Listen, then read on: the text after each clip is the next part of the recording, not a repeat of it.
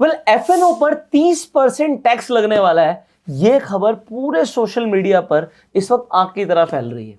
लोगों को यह डाउट हो रहा है कि भैया अगर ये टैक्स लग गया तो इससे हमारी ट्रेडिंग पर क्या असर पड़ेगा, क्या हम एफएनओ में ट्रेड कर भी पाएंगे, क्या लिक्विडिटी रहेगी नहीं रहेगी, क्या देश छोड़कर दुबई चले जाना चाहिए ट्रेड करने के लिए, पता नहीं क्या क्या बातें हो रही हैं।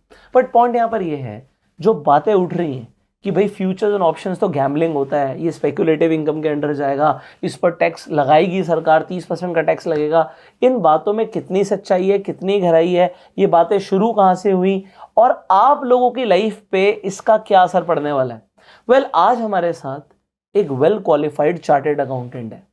इन बातों का सिर्फ मैं आपको जवाब नहीं दूंगा, एक चार्टर्ड अकाउंटेंट जो चीज़ों की बारीकियों को समझते हैं, जो फाइनेंस को समझते हैं, वो आपको इस टॉपिक के ऊपर एक डिटेल में जानकारी दे पाएंगे। जो एक्चुअल में वो लोग जो एफएनओ में ट्रेड कर रहे हैं, उनकी बैलेंस शीट्स को ऑडिट करते हैं, वो आपको बताएंगे कि किन सेक्शंस के थ्रू क्या क्या इंप्लीकेशंस हो सकती हैं, जिसका आपको ध्यान रखना चाहिए। सो सचिन जी, स्वागत है आपका हमारे गो सेल्फ मेड शो पर। Thank you ji, thank you so very much. आपको नमस्कार, जो सब्सक्राइबर है उनको नमस्कार और सभी को मेरी तरफ से प्यार। क्या बात है। तो सचिन भैया को आज मैंने सुबह सुबह फ़ोन किया, मैंने कहा ये टॉपिक बहुत ज़्यादा इस वक्त लोगों की डिमांड में है, कमेंट्स हमारे पास आ रहे हैं और हमारे पास एक जैसे कि वेल क्वालिफाइड चार्टर्ड अकाउंटेंट आए और वो आके आप लोगों को गाइड करे, तो इससे बढ़िया कोई बात नहीं हो सकती।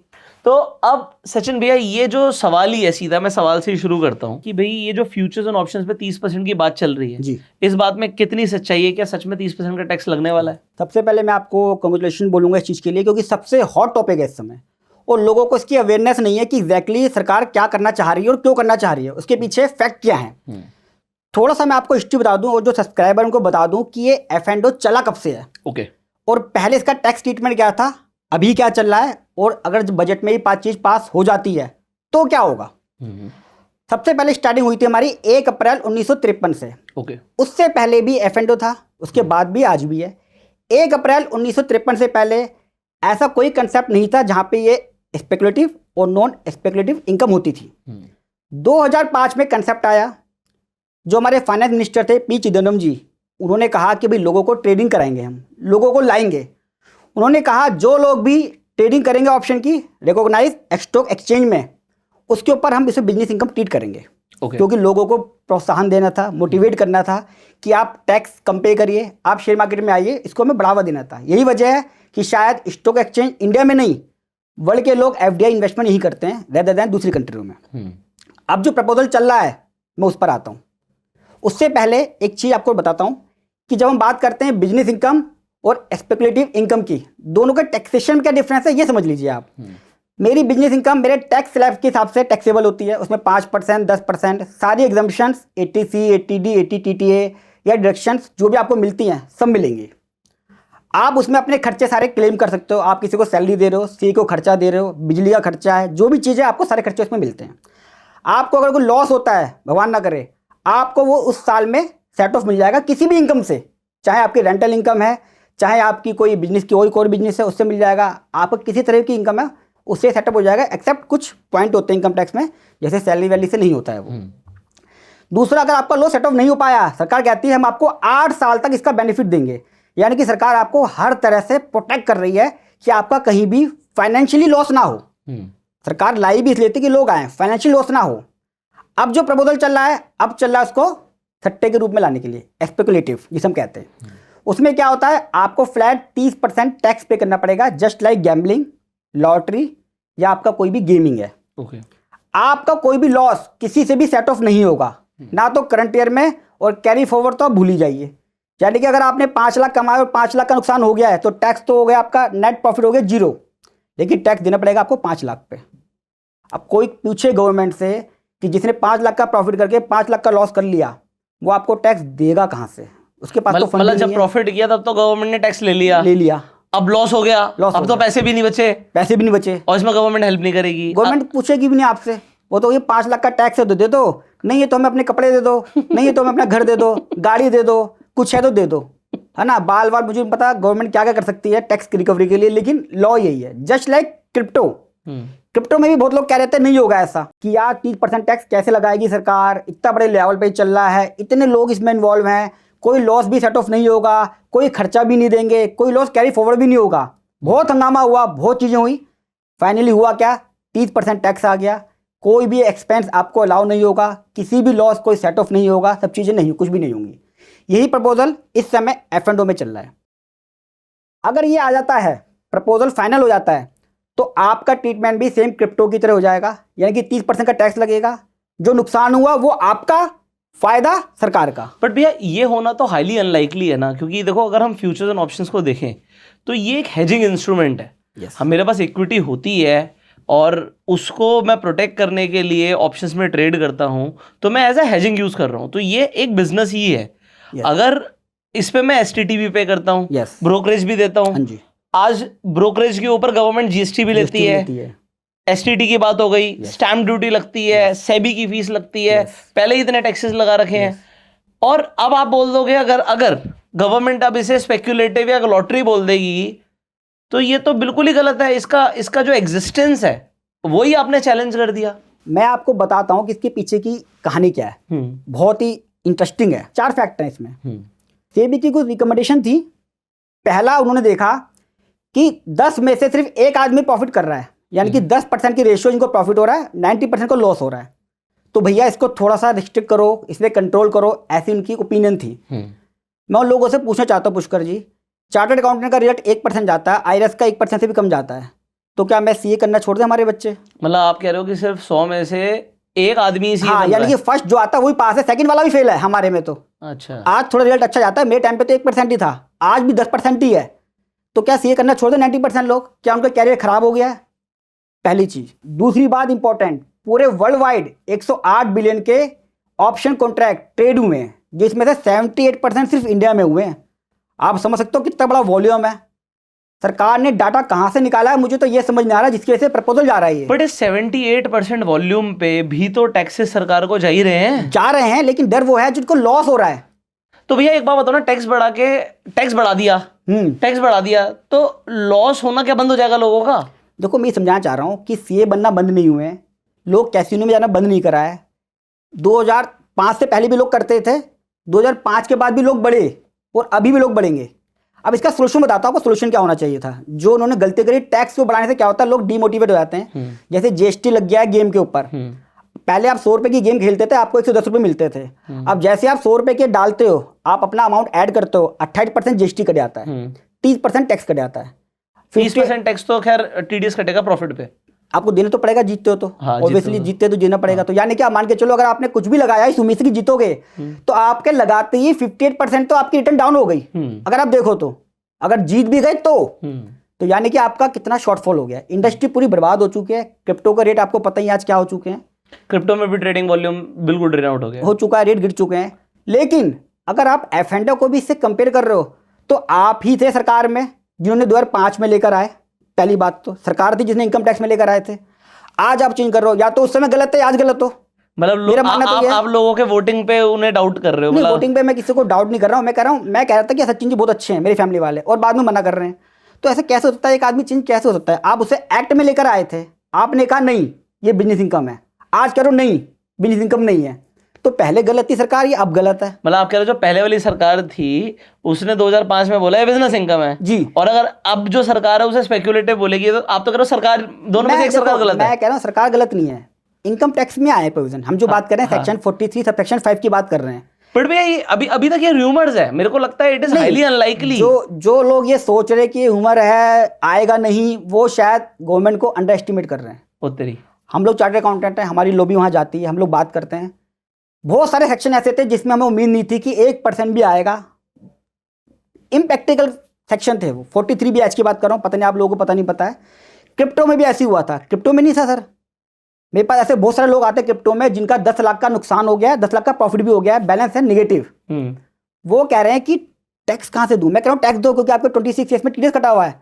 वो कह रहे हैं भैया मेरे को तो लॉस हुआ है, मैं टैक्स कहाँ से दूं? जब उनको मैं सेक्शन बताता हूँ, वो कहता है ये तो पागल है। कह रहा है जब प्रॉफिट इन्हें मैं टैक्स कहाँ से दूं? कहता सरकार को नहीं कोसता, वो CA को कोसता। बट वो इसी साल का या 2 अलग अलग साल का? जैसे एक ही साल में प्रॉफिट होने के बाद लॉस हो गया, या पहले प्रॉफिट हुआ था पिछले साल? कभी भी हो, लॉस सेट ऑफ नहीं है। नहीं, इसी साल में होगा तो मेरे साल का प्रॉफिट माना जाएगा या एक ही बार का प्रॉफिट? सर एक ही बार का प्रॉफिट माना जाएगा। क्रिप्टो के अंदर कोई भी डिडक्शंस अलाउंस अलाउ नहीं है, जस्ट लाइक लॉटरी। आप ये कहना चाह रहे हो मेरी एक ट्रेड में प्रॉफिट हुआ, हाँ जी, और एक ट्रेड में नुकसान हुआ तो कोई सेट ऑफ सेट ऑफ नहीं होगा। आपका क्रिप्टो में किसी तरह का भी सेट ऑफ अलाउ नहीं है। It is just like a gambling income. Casino में खेलने जाते हो आप, आपने 1 करोड़ लगाए, आप 5 करोड़ जीत गए, फिर आपने 5 करोड़ लगा दिया, 5 करोड़ हार गए, तो जो जीते तो उस पर टैक्स दो। जीते उस पर टैक्स दो। ये लोगों को कंफ्यूजन है अभी भी। यहाँ पे मैं थोड़ा सा एक दूर कर दूं, बीइंग अ प्रोफेशनली, एक्ट में कोई प्रोविजन नहीं है, लेकिन दिल्ली हाई कोर्ट और बहुत सारे हाई कोर्ट ऐसे हैं जिनकी जजमेंट्स हैं, हम आपके डिस्क्रिप्शन में अगर आप अलाउ करेंगे तो लगा देंगे, जो कहती है कि जो डायरेक्ट खर्चा है वो आपको अलाउ होगा, लेकिन उसके लिए आपको कोर्ट तक जाना पड़ेगा। नीचे लेवल पे इनकम टैक्स ऑफिसर जो होते हैं अथॉरिटी, वो नहीं मानती है, वो एक्ट को फॉलो करती हैं। मतलब आप कह रहे हो किसी ने 1-1 रुपए की 1 लाख लॉटरी खरीदी, यस, आखिरी लॉटरी पे उसके 2 लाख बन गए, 2 लाख बन गए, तो उसका 1 लाख का 1 खर्चा लाख था। का खर्चा मिलेगा। अच्छा, वह वैसे अलाउड नहीं वैसे है, इनकम टैक्स में नहीं है, लेकिन अगर आप लोग अथॉरिटी में जाते हैं, इनकम टैक्स में बड़े लेवल पे आपका केस है, तो आपको वो चाहे क्रिप्टो हो चाहे गेम का, वो खर्चा मिलेगा। मैंने बहुत सारे ऐसे केस कराए जिसमें सबको अलाउ हुआ है, एक्ट में प्रोविजन है, सुप्रीम कोर्ट की जजमेंट है कि जो आपका खर्चा डायरेक्ट इंकर्ड हो रहा है उसे कमाने के लिए, वो तो अलाउ सरकार को करना पड़ेगा, आप उसको उस चीज से रोक नहीं सकते इन चीजों। अरे अभी एफएनओ पे आ जाते हैं भैया, मतलब मैं तो इसमें लोग ज़्यादा इंटरेस्टेड हैं। देखो एफएनओ, मतलब मेरे हिसाब से हम इसे कभी भी किसी भी रूप में लॉटरी और गैम्बलिंग से कंपेयर ही नहीं कर सकते। मेरे हिसाब से it is a proper business, it is a proper industry. हम जो कर रहे हैं इसमें मैथमेटिक्स इन्वॉल्व है, जो हम कर रहे हैं ये कहीं से भी गैम्बलिंग नहीं है, मतलब ये हेजिंग इंस्ट्रूमेंट है। अगर कोई ऑप्शन सेल कर रहा है उसे पता है वो क्या कर रहा है, कोई ऑप्शन बाय कर रहा है तो उसे पता है कि वो क्या कर रहा है, तो इसे कैसे कंपेयर कर सकते हैं हम? जो मैं इस पर क्लैरिफाई करता हूँ, बड़ा इंपॉर्टेंट क्वेश्चन है ये। यहाँ पे मैं थोड़ा सा डिफ्रेंशिएट कर दूँ आपको। जो न्यूज़ में या चैनल पर बहुत सारे आ रहे हैं, लोग कह रहे हैं कि it is just like equal to gambling और लॉटरी इनकम बना दिया इसको, वो गलत है। ये क्योंकि बीइंग अ चार्टर्ड अकाउंटेंट, ये सिर्फ for the purpose of taxation है आप लोगों के लिए। टैक्सेशन की बात कर रहे हैं, ये नेचर ऑफ बिजनेस के हिसाब से नहीं है। नेचर ऑफ बिजनेस हमेशा इसका बिजनेस ही रहेगा, पर for the purpose of taxation ये लॉटरी और इक्वल टू गैम्बलिंग रहेगा। भैया एक बात बताओ ना, फ्यूचर्स एंड ऑप्शंस में आज मैंने अपनी कैपिटल को बचाने के लिए मैंने फ्यूचर्स एंड ऑप्शंस में ट्रेड किया, वो मेरा बिजनेस में लॉस हुआ और अगली बार मुझे प्रॉफिट हो गया, तो इसके अंदर तो खर्चा मिलेगा ना।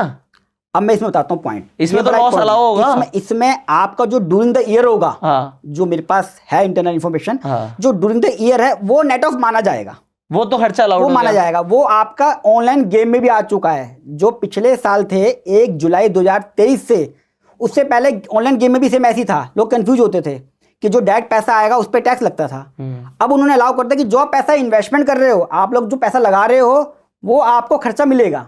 तो ऐसी एफ&ओ में भी ऐसी होगा। भले ही हो सकता है कि ये बजट के अंदर 30% आ जाए, लेकिन इसको गैम्बलिंग और लॉटरी नहीं मानेंगे। इसमें जो आप खर्चा करोगे पूरे साल में, वो आपको हमेशा अलाउ करेंगे। नहीं, खर्चा मतलब लॉस भी ना, लॉस भी इंक्लूडिंग लॉस, कैरी फॉरवर्ड नहीं होगा लेकिन।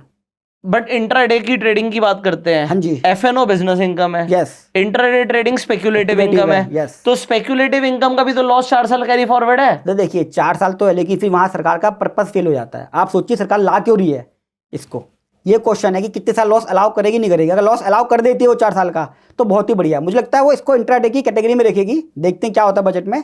पर हो सकता है कि ड्यूरिंग द ईयर का set of same head income से आता है, ऐसे नहीं। अब ठीक है, कैरी फॉरवर्ड कर दे। जैसे हम देखते हैं long term capital gain tax है, short term capital gain tax है, स्पेशल कैटेगरी है।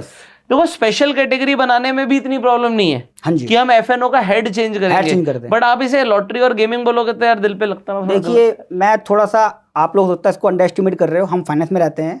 जब क्रिप्टो या ऑनलाइन गेम पर आया था, बड़ा हंगामा बचा था, सरकार मानी नहीं। जीएसटी में भी ऐसी हुआ, जो उन्होंने डिसाइड कर लिया वो उसको लगा देते हैं। शायद उनको प्रैक्टिकल डिफिकल्टी जो लोग, तो भैया लोग जो ट्रेडर्स हैं वो तो ट्रेडिंग कहीं से भी कर सकते हैं। वो अब मैं एक एग्जांपल देता हूं, पिछले साल लगभग 4,500 मिलियनेयर इंडिया छोड़ के गए हैं, और इस साल का रिपोर्ट्स कहती हैं कि 6,000 मिलियनेयर फिर इंडिया छोड़ के जाएंगे। अब जो ट्रेडिंग से पैसा बना रहे हैं, जो एक्चुअल में बना रहे हैं, they are in the category of like millionaires ना। बिल्कुल बिल्कुल बिल्कुल। तो अगर वो उस कैटेगरी में है जो पैसा बना रहे हैं, वो फिर देश छोड़ के जाएंगे अगर तुम इतना तंग करोगे तो। देखो मैं उसमें यही कहूँगा कि भाई ये प्रॉब्लम तो है, उसके लिए फाइनेंस मिनिस्टर जैसे शायद हमारी पोस्ट मिलनी चाहिए, जो हम लोगों को थोड़ा सा समझा सके। मैं तो अक्सर कहता हूँ कि भैया मुझे फाइनेंस मिनिस्टर बना दो या पुष्कर जी को बना दो, अरे यार, तो लोगों को फायदा तो हमें हो। तो ना बनाओ, हमसे बहुत ज्यादा पढ़े लिखे लोग हैं जो, और मैं मना नहीं कर रहा कि फाइनेंस मिनिस्टर गलत करेंगी, अभी करा कुछ नहीं है। नहीं, एक इशू है मेरे को। अच्छा, रिकमेंडेशन जाती है हमारी, उनको मानना चाहिए। जो ग्राउंड रियलिटी है वो हम ही तो बता पाएंगे। क्या पता उनके घर में कोई ऑप्शन ट्रेनिंग करता ही ना हो। गवर्नमेंट एम्प्लॉय को तो वैसे भी अलाउ नहीं है एज पर रूल जो है। आप लोग खुद बताइए, क्या कोई करता होगा? बस वो देखते हैं 90% को लॉस हो गया है, 90% को लॉस हो गया है। हमारे सी में तो कभी नहीं बोला टैक्स बढ़ाने से लॉस कम कैसे होगा सर? अब क्या होगा, 2 नंबर में काम होगा, अलग अलग प्लेटफॉर्म बनेंगे, डब्बा वहाँ पे ट्रेडिंग। ट्रेडिंग होगी, डब्बा ट्रेडिंग होगी। जैसे लोग बाइनेंस में जा रहे हैं, आउटसाइड वाले जितने भी एक्सचेंज है ना, क्रिप्टो वहाँ चला गया। इंडिया क्रिप्टो खत्म हो चुके हैं, कंट्रोल नहीं कर पा रहे हैं ये लोग। तो ऐसी इसके अंदर होगा, धीरे धीरे बात समझ में आएगी। इनके पास कुछ रिपोर्ट चली जाती है, जो मैंने बताया कि 90% को लॉस हो गया, 10% कर रहे हैं, रिटेल इन्वेस्टर ज़्यादा है। उसका आप सोल्यूशन कर सकते थे ना। आप उनको ट्रेनिंग दे सकते थे कि सेबी क्या सर्टिफिकेट मिलेगा तभी आप F&O में आइए। आप उनसे कह सकते थे कि आपकी 20 लाख की इनकम होगी, अपने आईटी इंक्लूडमेंट अपलोड करिए, तभी हम आपको F&O में अलाउ करेंगे। आपका अगर 3 साल तक रिकरिंग लॉस रहा तो हम आपको 3 साल के लिए स्टॉप कर देंगे। बहुत जगह हमारे सीए में भी है कि अगर आप 5 साल फेल हो गए, आप रुक के दोबारा आइए। IRS के अंदर है, सबके अंदर टाइम तो है। वो टाइम फ्रेम बनाने के बजाय टैक्स बढ़ा दो, टैक्स बढ़ा दो। हमेशा ये अप्रोच गलत है। टैक्स से कोई सोल्यूशन नहीं है। टैक्स की चोरी होती है। जहां पे दारू बंद हो चुकी है आज की डेट में, वहां दारू ज्यादा पी जाती है लालच में। मेरा भी मन वहां, मैं पीता नहीं हूं, लेकिन मेरा मन में वहां करता है मिलेगी नहीं यहाँ पे, क्या दारू मिल जाएगी क्या, मन ललचा जाता है। डॉक्टर कहता है ना चाय नहीं पीनी है, हालांकि हम चाय नहीं पीते होंगे, लेकिन हमारा चाय पीने का मन ऑटोमेटिक कर आता है। तो अब लोग और आएंगे इसके अंदर। जो रेशियो 10% प्रॉफिट की है, शायद वो 1% ही रह जाए। फिर पूछूंगा तुम टैक्स कहाँ से ले लोगे? प्रॉफिट पे तो टैक्स लेंगे। अभी जो 10% पे मिल भी रहा था। तो ये बड़ा सोचना पड़ेगा सरकार को कि बजट में क्या पता वीडियो तक पहुंच जाए, कुछ अगर चेंज हुआ। मुझे तो लग रहा है मेरे से आप ज्यादा भरे पड़े हो ऐसे। नहीं भाई, मेरी बहुत सारी मेरी सुनी नहीं, मेरी रिकमेंडेशंस की नहीं सुनी। क्या है, जब हमारे पास कोई आदमी आता कहता है मुझे बड़ा लॉस हुआ यार, फीस मत लेना, मैं कहता हूँ ठीक है नहीं लूंगा। मैं कहता हूँ उससे तेरा 5 लाख का टैक्स बन रहा है। तो मुझे पहले वो 2 बातें बोलता है जो मैं बोल नहीं सकता कैमरे पे, मनी मन। फिर मैं उसे बता नहीं पाता, सर गलती सरकार की है, गाली हमें खानी पड़ती है जी। हम कहते हैं टैक्स जमा कराओ, वो कहता है लॉस तो हुआ है मेरे को, मेरे पास 1 रुपया भी नहीं है। मैं कहता हूँ नहीं, इनकम टैक्स एक सेक्शन है। फिर वो गाली बक के बोलता है कि तू उसको समझ गया ना आप। तो हमारे लिए बहुत दिक्कत है। चार्टर्ड अकाउंटेंट की बात सुननी चाहिए। हम लोग के IT जो चार्टर्ड अकाउंटेंट है, सारे पैसे वाले हमारे पास ही तो हैं। इंडिया में 2.5-3 लाख चार्टर्ड अकाउंटेंट नहीं है। उनसे पूछ ले, ओपिनियन ले ले कि कितने F&O वाले हैं, कैसे कर रहे हैं, उनको ट्रेनिंग कैसे दे रही है। बुला ले, हमसे बात कर ले, हमें बना दे एक दिन के लिए फाइनेंस मिनिस्टर। CM भी तो बने थे हमारे, क्या दिक्कत है उसमें? तो ठीक है, टाइम आएगा। नायक 2 आई नहीं है, नायक 2 नहीं आई है तो शायद तो ये बहुत जरूरी है। मजाक की अलग बात है, लेकिन लोगों का सोचना चाहिए, बहुत नुकसान है। स्टॉक मार्केट अगर उन्होंने ऐसा करा तो मुझे लगता है जो मेन बिजनेस है F&O ही है, बहुत लोग करते हैं, मैं भी जानता हूँ, खत्म हो जाएगी, कोई बचेगा नहीं इसके अंदर। आप देख लीजिए किसी भी स्टॉक ब्रोकर को उठा के, जितने भी स्मॉल अभी आ रहे हैं, सबके पास F&O के ही क्लाइंट हैं। जीरो हो जाएगा और लोग फिर दूसरे गलत काम में लग जाएंगे। ऐसा नहीं कि लोग बैठ जाएंगे, आज मेरे पास काम नहीं, सीए का अगर मैं बंद कर दूंगा तो मैं दूसरा काम करूंगा, मैं गलत काम पकड़ लूंगा। फिर मैं अगर मुझे रेगुलर काम नहीं मिला तो मैं भी क्या करूंगा, फिर मैं भी गलत काम पकड़ूंगा मैं भी। तो ये इलीगल एक्टिविटी में कन्वर्ट हो जाएगा। जो कह रहे हैं स्पेकुलेटिव की बजाय इसे इलीगल में कन्वर्ट होने के चांस ज़्यादा हैं। अगर ये इंप्लीमेंट होता है तो बहुत ही नुकसानदायक है।